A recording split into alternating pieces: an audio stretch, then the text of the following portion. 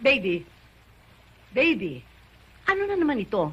Sumulat sa akin ang di ninyo. Hindi ka daw napasok sa eskwela. Makikick out ka na raw next semester. Ano ba ang problema mo? Pag-usapan natin.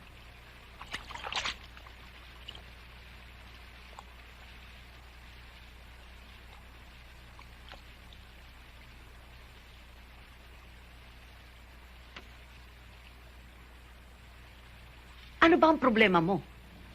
Wala, tita. Si Nestor ba? Sinabi na sa inyong wala eh. Bakit ba palaging ganyan? Tuwing kakausapin kita, nagagalit ka. May nagawa ba ako masama? Tita Conching, pwede ba? Hindi mo ko tita Kunching. Anak kita, nasa pangalan kita.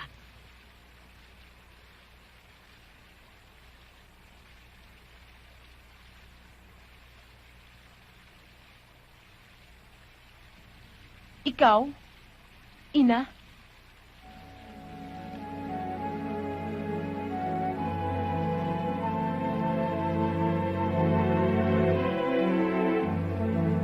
Hindi naman mahirap intindihan ang magiging arrangement, ha? Ang kasunduan namin.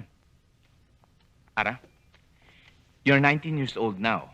After 2 years, kapag 21 ka na, pwede ka na magpakasal kahit kanino.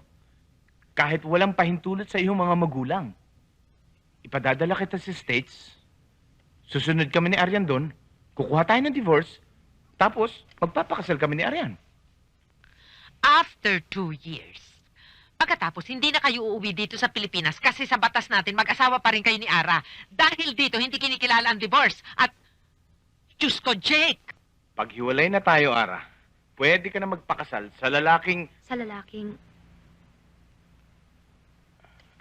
Well, in the meantime, bago dumating ang panahon na yon, In the meantime, magkukunwari akong isang housewife. Magsasama tayo sa ilalim ng iisang bubong, pero hindi tayo magsasama sa isang... sa isang kwarto, sa isang kama. Sa buong panahong yon, patuloy ang ating palabas, ang ating pagkukunwari.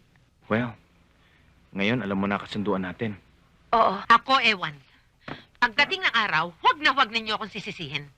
Dahil anumang ulit ang gawin ninyo, hindi ko talaga matanggap ang plano ninyo, nalalabuan ako. At Jake, ano namang computer ang nagturo sa'yo para gumawa ng ganyan desisyon? It's...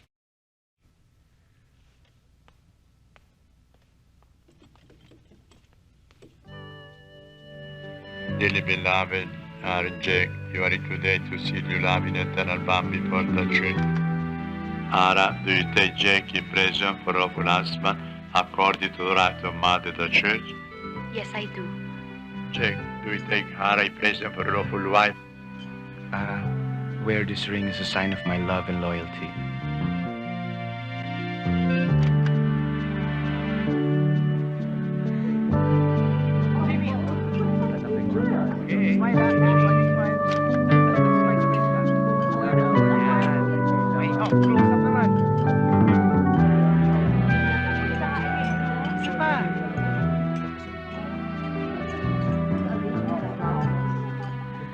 I'm sorry I came late.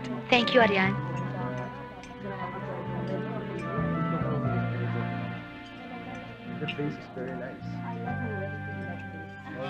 Magandang gabi po.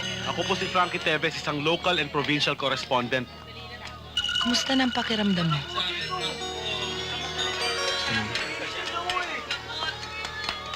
Anong ginagawa ko rito? Bakit ako nandito? Nasa state of shock pa siya. Pero mild lang. Physically, wala siyang diferensya. He survived the whole thing, miraculously.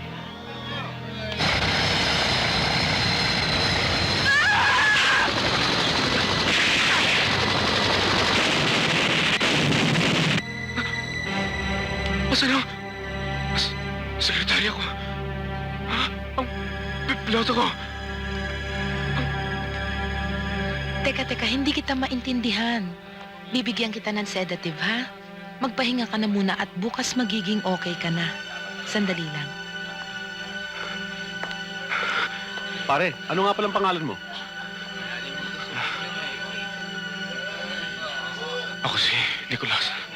Soriano Adriano III.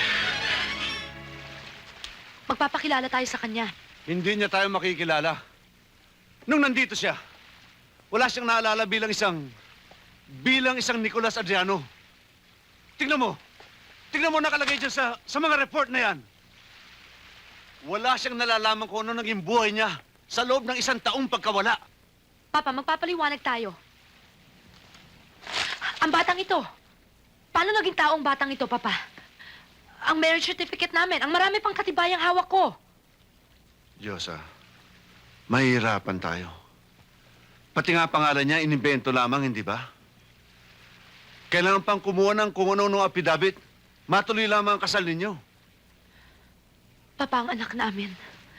Hindi inimbentong anak namin. Tama na! Noon pinagbigyan ko na kayo. At mali naging desisyon niyo magpakasal. Ngayon ako naman ang mga susunod. Inuutos ko sa'yo. Kalimutan mo na siya. Patay na si Darwin. Mahal ko si Darwin! Hindi mo nakikilala si Nicolas Adriano. Tama na ang gulo. Hindi ka ba nagsasawa sa kaguluhan sa buhay mo nang dahil sa mga lalaki? Maahawa ka sa sarili mo. Maahawa ka sa batang ito. Makinig ka sa... Papa? Papa? Papa? Papa? Papa? Papa? Papa? Papa?